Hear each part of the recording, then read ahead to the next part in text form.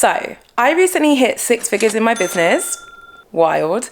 And when I was looking back and reflecting on this little mini achievement of mine, I mean, it's not mini. I don't know why I'm downplaying it. I'm very proud of it. When I was reflecting on this achievement, I actually realized that there were a bunch of specific things that I did that I really feel like helped, if not were the sole reason why I was able to scale to 6 figures in I think it was just over a year. And I decided that I needed to share these with you guys. So if you own an online business and you are looking to scale or you want to grow, keep on watching because I'm going to be sharing my best hacks and my best tricks with you. So one of the most effective and efficient ways for you to truly grow and scale your online business is to know when to hire in the experts. Now, if you've watched one of my videos before, you'll know that I have a small team of VAs who help me run my business. And it wasn't easy getting to the point where I've got this team of people who help me. It took a little while. I made some mistakes in my hiring, but we eventually got to a point where I was able to find the perfect people to help me run and scale my business. And honestly, I would not be able to hit 6 figures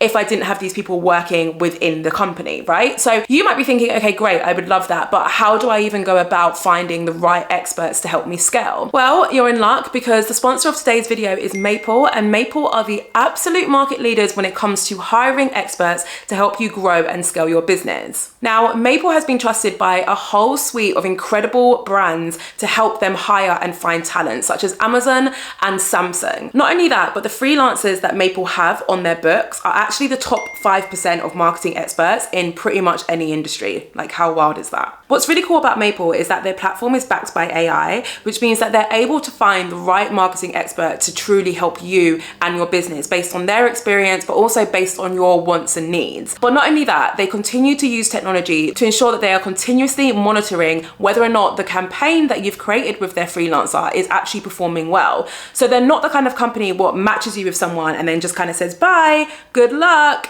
Like, no, they actually stick with you and they help you monitor and evaluate the performance of the marketing that you're doing. So essentially, you know that not only are you getting the right marketing expert for you, but you also know that whatever work that you guys produce together is going to be well monitored and evaluated to ensure that you are always on track to meet your goals. So I want to show you guys their website because they have a few case studies on there which really demonstrate how effective their freelancers really are. Okay, so here we are. I've clicked on growth marketers because obviously that's what today's video is about. We want to try and grow your business. And I scroll down and I want to just read out an example of what Kelly B managed to achieve, who's one of their growth marketing experts, right? So Kelly created a partnership with BuzzFeed, launched a financial boot camp for customers, and created viral content using influencers and UGC. UGC is user generated content for anyone who is not down with the marketing lingo. The campaign resulted in a 6.5% lift in awareness and a 25% increase in customers' perception of the brand, helping to drive loyalty and sales. Come on, guys.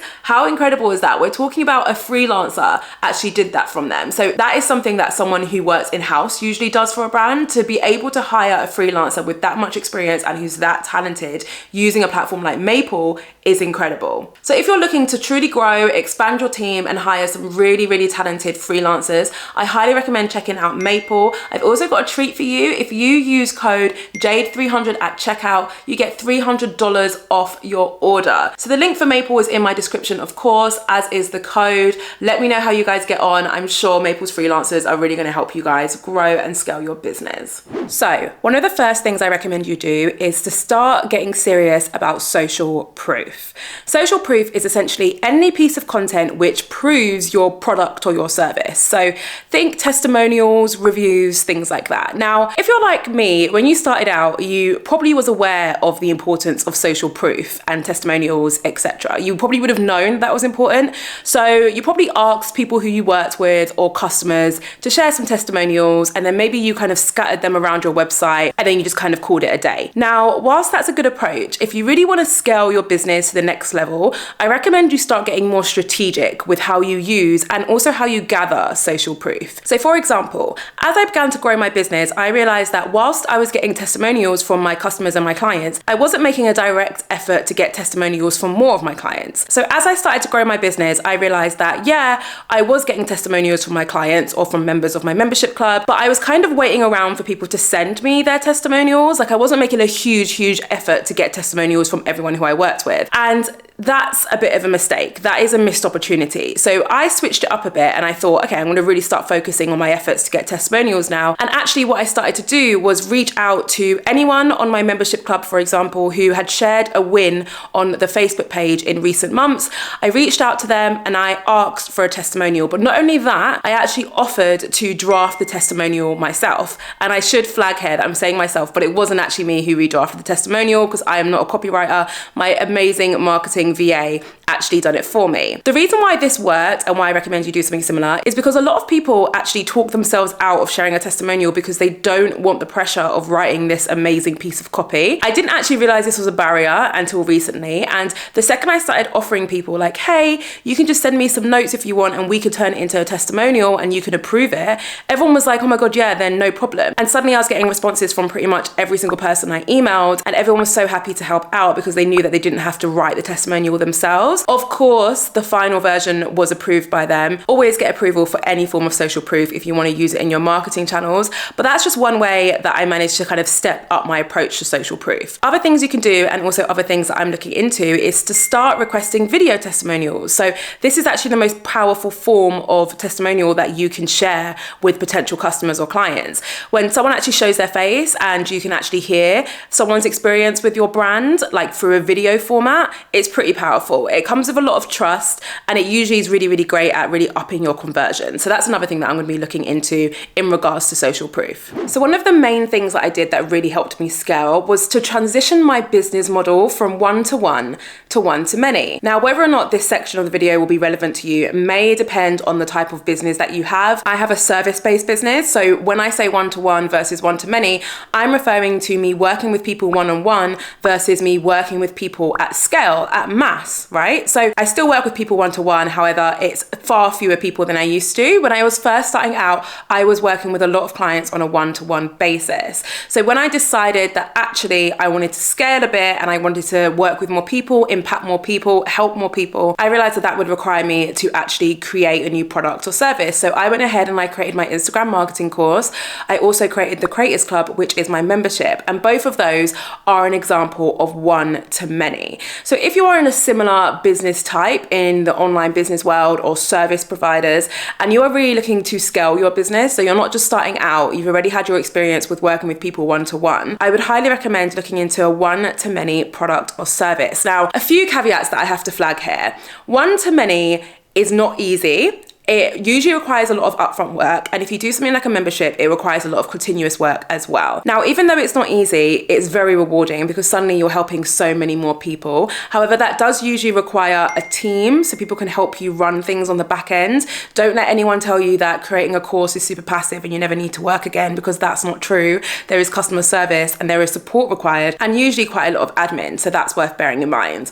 But most importantly out of all of that, if you're going to transition from one-to-one to one-to-many, you need to have a real hard look at your audience and how engaged they are. Because if you want to launch a one-to-many program, you want to launch it to an engaged audience. And notice I didn't say a big audience. It doesn't matter how big your audience is. What matters is if you've built up know, like, and trust with your audience. If you've done that correctly through whatever social media channels you're on, then launching a one-to-many product or service could be a really great option for you to help you scale. Now, another thing that I did which really helped me scale to 6 figures, and I really, really, truly believe this will help you too, is I doubled down on my content. Now, we all know how important content is when it comes to marketing, especially if you're like me and you're really active on social media and you actually somewhat rely on social media channels to bring in traffic to your business. Now, if that's the case, then a surefire way for you to get more awareness and more reach to your own business and your brand would be to double down on the amount of content you are producing and sharing. But not only that, but to actually spend some time improving the content that you're sharing too. A lot of people forget to do the latter. A lot of people just think, okay,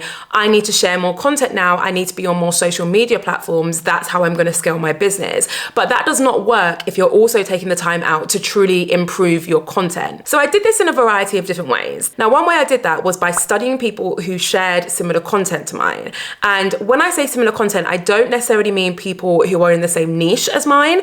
I just mean people who have a similar format of content to me. So for example, on YouTube, I would study people who did like talking head videos, like sit down talking head videos. They didn't necessarily have to be talking about the same stuff as me. I wasn't going to them for topic choices or topic research. I was going to them to study their format and to see how they were keeping their audience engaged. And that's when I decided to start switching up the angles in my videos to try and increase the engagement and the view through rate of my videos, which I've been doing for a little while now, and it's actually had a really positive impact on my overall channel statistics. So that's an example of something that I would do to try and improve my content. Now, there are some other ways that you can improve your content. One way would be to outsource to an expert who is already well versed with creating really high quality content and can therefore take it off your hands and do a better job. Obviously, the sponsor of this video is Maple. So as I mentioned, if you wanted to check out Maple and the whole host of experts that they have on their books, I recommend heading to the link in my description so you can check them out. But other ways that you can improve your content as well would be to practice, would be to hire a coach who can take you through the steps that you need to go through in order to get to a stage where you can continuously create high quality content which lands with your audience. And also to upgrade your kit. Now, I'm a firm believer that you don't need like a fancy camera to create good content. I only bought this camera, which is the Sony ZV-1, link in the description, literally like 3 months ago. So a year and a bit into my content creation journey for this brand, I was just using my phone. So when I say upgrade your kit, I don't necessarily mean buy a fancy camera. What I do mean though is pay attention to things like your backdrop and your lighting to ensure that the quality of the content that you're creating is as high as possible. Also look into things like your audio, because when I got a mic, my life changed, so did my feedback and my comments. So honestly, things like that and investing in that type of kit can make a huge difference to the quality of the content that you're producing. Do you know what? In this location, I've just realized that it kind of looks like I'm wearing pajamas. Like this is a shirt dress, but it kind of looks like pajamas. Isn't that fun when you realize that when you've already filmed majority of the scenes for a video? I'm just gonna have to roll with it. Okay, final tip for you today. And the tip is to partner up. Now, let me explain what I mean when I say partner up. I'm basically referring to you partnering with a brand or a person and leveraging the power of their audience, right? So this is all about leveraging the power of someone else's audience outside of your own. And if you do it properly, whoever you partner up with, they will also be able to leverage your audience too. So it's like a two-way thing. You help someone, they help you back. What's that phrase? If you scratch my back and I scratch yours. Is that the phrase? It's a bit of a weird one, that phrase, if that's what it is. Anyway, there are a few different ways that you can partner up, right? So the most obvious way that might come to mind is through influencer collaborations. That's right, influencer marketing is still very much a thing. In fact, it's absolutely thriving and it's bigger than ever. So if you're a product or a service-based brand, you could see huge success from partnering up from an influencer who has credibility within your niche or your product category.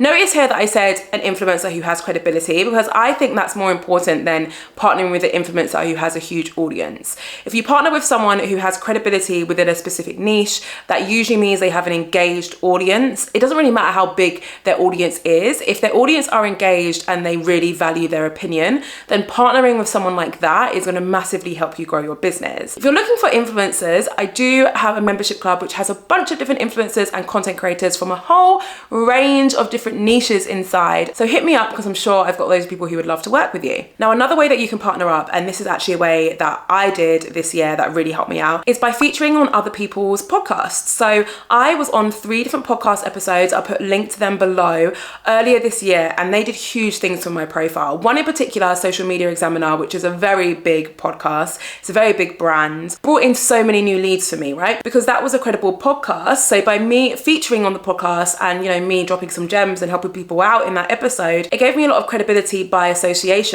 But it also gave me the opportunity to show what I could do to an audience who would benefit from my products and services. So featuring on a podcast is such a great way to partner up in 2022. Some other ways you can partner up is by doing brand to brand collaborations. So you don't always have to work with a creator or an influencer. You could work with another brand, find some synergies between the two brands and partner up and see if you can do a campaign together. I wish I could tell you everything of what that would include in this video, but let's just put it this way. In my old job, like, there were several people whose entire jobs were to focus on brand to brand collaborations. Like, that's how much goes into this. So if you want more information on that, or if you want me to help you out on a little bit of a deeper level, then you can drop me a DM. There's a link to my Instagram in my description. So that is it for today's video. I hope you found it useful. Don't forget to check out Maple. The link is in my description. If you feel like hanging around and watching another video, I recommend watching this one. One of these days I'm gonna remember where to point to on the screen, but that day is not today. It's all about the things that I wish I knew before I started my online online business so you can learn from the mistakes that I made during this journey.